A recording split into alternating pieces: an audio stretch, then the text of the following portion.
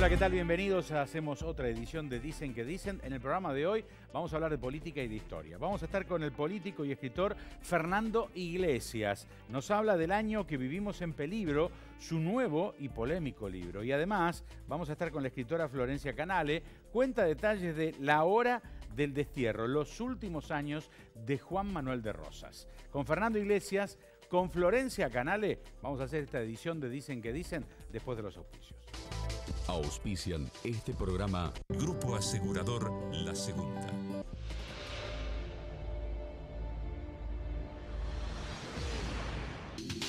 Municipalidad de Rosario. Helados La Montevideana, un helado que alimenta. Sport 78, Rosarino por deporte.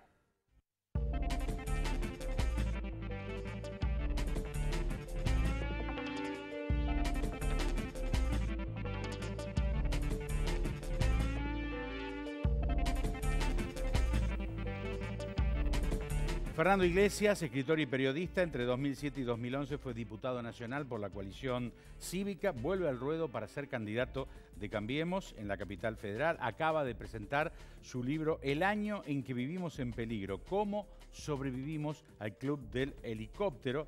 Gran polemista. Fernando está en contacto con nosotros. Bienvenido al programa, Fernando. ¿Cómo te va, Alberto? ¿Bien? Gracias por estar. Bueno, en el libro no solo hablas de las decisiones de gobierno del presidente Macri, sino de las dificultades generadas por la herencia, denunciás palos en la rueda puestos por el kirchnerismo. ¿Por qué hablas del año que vivimos en peligro, Fernando? Bueno, porque creo que efectivamente el gobierno logró avanzar por un estrecho desfiladero. A un lado estaba la crisis económica, ya sea por hiperinflación o por recesión, que se desactivó, sobre todo saliendo del cepo y saliendo de un default que duraba 15 años, pero con muchísimo esfuerzo y con un año 2016 que fue un año difícil. Y del otro lado del desfiladero había un abismo político constituido sobre todo por una oposición sanguinaria encabezada por el kirchnerismo con un solo proyecto, el Club del Helicóptero, es decir, hacer que Macri fuera de la Rúa y que se fuera del gobierno lo antes posible, ¿no? ¿Sos de lo que piensa que el peronismo en la vereda de enfrente tiene algún límite o pensás que es posible una oposición civilizada como en otros países, ¿no? Se estila. Bueno, por un momento, cuando se asumió el gobierno y durante la luna de miel, es decir, con una aprobación muy alta de la gestión presidencial, que es lo que suele suceder cuando asume un gobierno, digamos, un sector del peronismo se comportó bastante razonablemente. Ahora, ese periodo se terminó cuando, como siempre sucede, las lunas de miel se terminan, la imagen del presidente comenzó a bajar, como era de esperarse, y tuvimos esa maniobra que hicieron juntos el kirchnerismo y el masismo alrededor del tema de ganancias, esa foto de diciembre con toda la plana mayor del masismo y el kirchnerismo juntas, y el pedido del presidente del Partido Justicialista, Gioja, de juicio político a Macri, y creo que marcó el fin de una oposición razonable y abrió un año electoral muy, muy pesado por el que estamos pasando. Después de las elecciones, ¿qué puede pasar? Bueno, ojalá los líderes del peronismo vuelvan a posiciones más razonables, pero bueno, depende de ellos. El kirchnerismo tomó el caso Maldonado y la denuncia de desaparición forzada de personas como un tema de su campaña, un tema muy sensible, por cierto. ¿El oficialismo salió tarde a dar explicaciones, Fernando?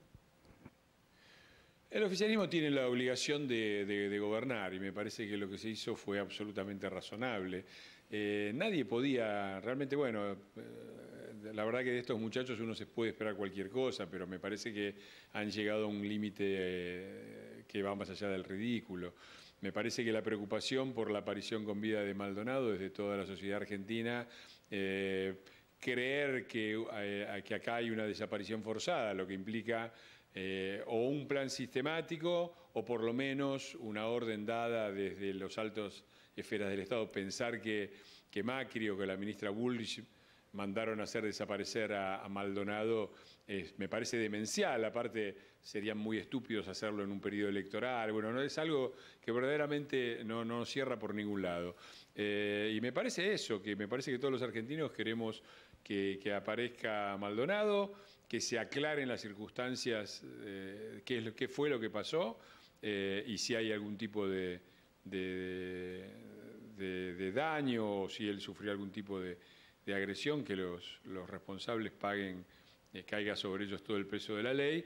Pero también creo que es muy clara la manipulación política escandalosa que han hecho estos muchachos, ¿no? Me parece creo que no es que el gobierno se sorprendió, todos nos sorprendimos, porque siempre el nivel al que pueden llegar los psicópatas del poder es siempre sorprendente para la gente normal.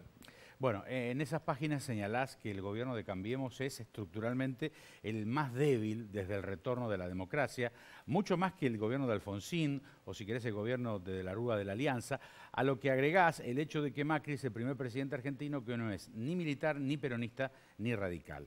Además del voto y el diálogo que se mantiene con sectores de la oposición, ¿cómo se sale de esa debilidad? Yo creo que el voto de octubre va a ser decisivo. Lo de la debilidad estructural del poder no es una opinión, es un dato. Es 1/3 de los diputados, un quinto de los senadores y 5 gobernadores de 24. Es menos de lo que tenía De la Rúa, es menos de lo que tenía Alfonsín, es el poder político estructuralmente más débil de la historia de la democracia argentina. Y me parece que, bueno, justamente que en octubre se decide eso. Por eso es tan importante y por eso cuenta cada voto. Porque cada voto no es una elección presidencial donde gana uno y pierde el otro, y da lo mismo en el fondo perder por mucho o por poco. Acá cada voto puede ser un diputado o un senador más o menos, y eso es decisivo. Yo siempre recuerdo, nos faltaron 15 diputados para echar a Debido de la Cámara. Y en el Senado, que tiene mayoría peronista desde 1983, es el cuerpo central en la designación de los jueces.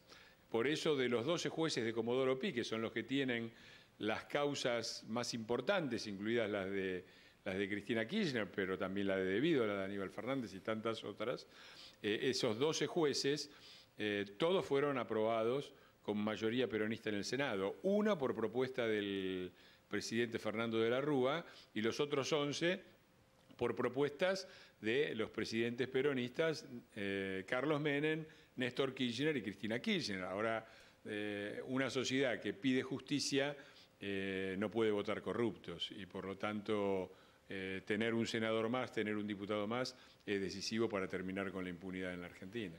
Pensando en un balance del año en que vivimos en peligro, título del libro, ¿cuáles fueron los puntos positivos, los negativos del gobierno en estos casi 2 años de gestión, según vos? Siempre, claro. Mirá, yo creo que el balance es altamente positivo, porque puede haber ha habido errores, son obvios, el tema de las tarifas, me parece que ha habido errores menores, pero la verdad es que hemos pasado de un gobierno que hacía barrabasadas voluntariamente, como el kirchnerista, que durante 12 años aplicó políticas demenciales y niveles de corrupción sin precedentes, a un gobierno. Es decir, pasamos de ser gobernados por una mafia a ser gobernados por un gobierno que nos puede gustar más o menos, pero que nadie creo que puede poner en duda su carácter de un gobierno, de ser un gobierno y no una mafia. Y creo que los méritos son muchos, desde reconectar el país al mundo, cambiar reconfigurar las alianzas internacionales de la Argentina, hasta la propia economía. Se salió de una recesión que duraba más de 4 años, como la que terminó volteando la alianza, y al mismo tiempo se bajó la inflación. Eso es algo que hacía muchísimo tiempo que no sucedía en la Argentina.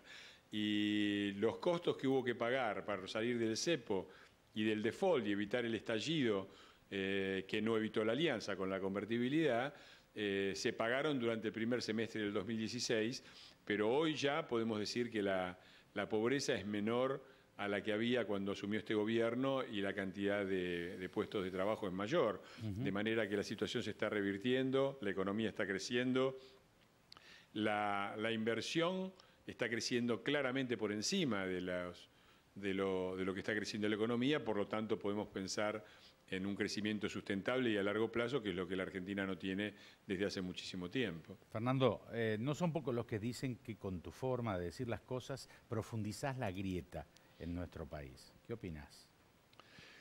Mira, si creo que hay una confusión sobre qué es la grieta. La grieta no surge de la polémica política. Yo escucho decir, hay grieta en todos lados. No hay grieta en todos lados. Hay debate político y debate político fuerte. Lo que hubo en la Argentina y lo que es la grieta es que una parte de la Argentina se consideró durante demasiado tiempo toda la Argentina. Es decir, acá lo que ha habido es un partido, el justicialismo, y muy particularmente el kirchnerismo, que desde el poder se consideraron los representantes únicos de la patria y del pueblo, y pusieron a todo el resto de la Argentina, que no comulgaba con sus ideas, en el rol, o quisieron ponerlos, en el rol de enemigos del pueblo, enemigos de la patria, y se instalaron toda una serie de antinomias demenciales, el campo contra la industria, el interior contra la capital, los rubios contra los morochos. Toda esta locura fue instalada voluntariamente como una política eso es la grieta, no otra cosa, no la polémica. Y la verdad es que si razonar, pensar que criticar y criticar fuertemente al peronismo es reabrir la grieta, es no entender en qué consiste la democracia. No existe democracia si no hay libertad de crítica. Es decir, a nadie se le ocurre, los peronistas no es que hablan bien de los radicales, y sin embargo nadie dice que quienes critican al radicalismo son antirradicales o son antipro, ¿no? Parece que el peronismo requiere para sí mismo la libertad absoluta de criticar a lo que se le ocurre, pero cada vez que se lo critica es porque quien lo critica está en contra de la democracia, quiere abrir la grieta, aplaude los bombardeos de la Plaza de Mayo del 55 o el genocidio de Videla.